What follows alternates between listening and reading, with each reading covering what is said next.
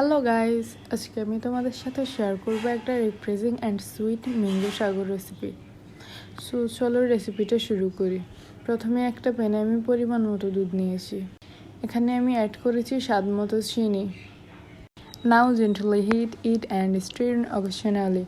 তারপর অ্যাড করেছি এখানে পরিমাণ মতো সাগু, যেটা কিছুক্ষণ ধরে কুক করতে হবে যেন এটা সফট হয়ে যায়।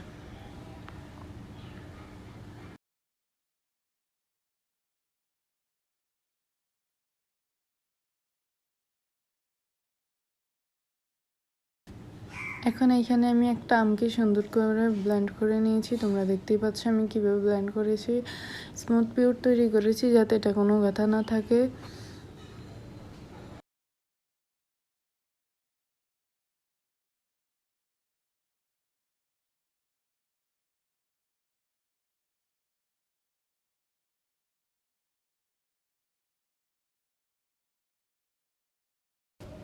আরেকটা আমকে আমি ছোট ছোট করে কেটে নিয়েছি। দেখতেই পাচ্ছ পিউরটা কত স্মুথ আর আমগুলো কত সুন্দরভাবে কাটা।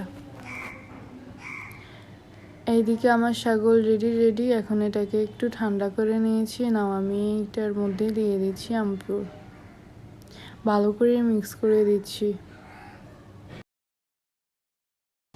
তো দেখে নাও ফাইনাল রেসিপিটা। এখন আমি এটা সার্ভ করে দিচ্ছি।